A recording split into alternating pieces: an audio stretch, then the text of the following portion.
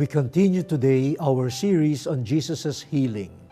During the first episode, we said that an illness alienated sick persons from their communities. This was especially true of those afflicted with leprosy. At that time, people with leprosy were treated as outcasts. They could not live with their families, nor could they participate in community worship. They needed to announce their uncleanliness each time people came near them.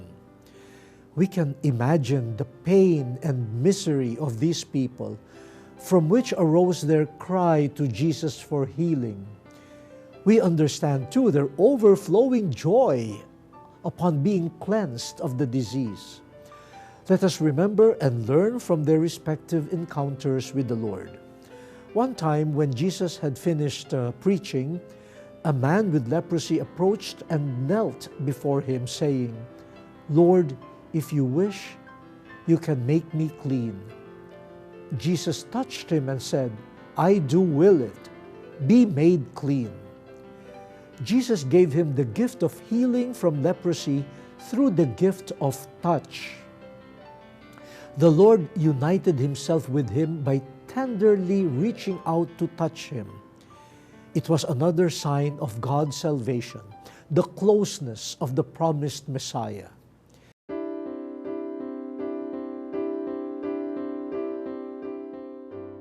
Jesus knew that by doing so, he could be deemed ritually unclean, as dictated by the norms.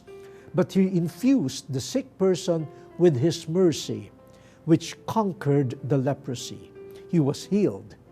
He presented himself to the priest at the temple. He proclaimed his experience, and many people sought Jesus to listen to him and to find healing in him. Now, there is another interesting story which teaches us how to respond to the Lord's gift of healing.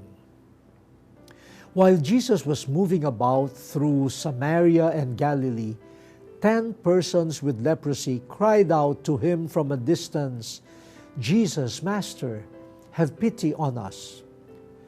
"Go, show yourselves to the priest," he replied. And they were cleansed on their way. But the gospel writer draws our attention to this detail.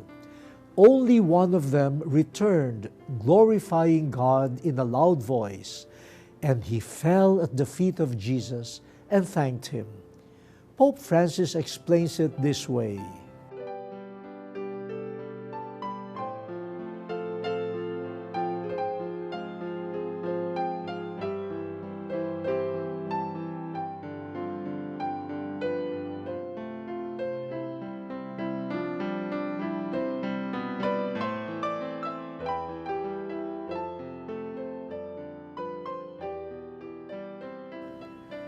Another unexpected person, a Samaritan, who saw and recognized the sign of the true priest, he was filled with gratitude.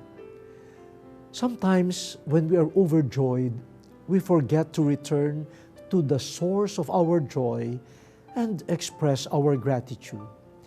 But the Pope teaches us that gratitude completes the gift of healing.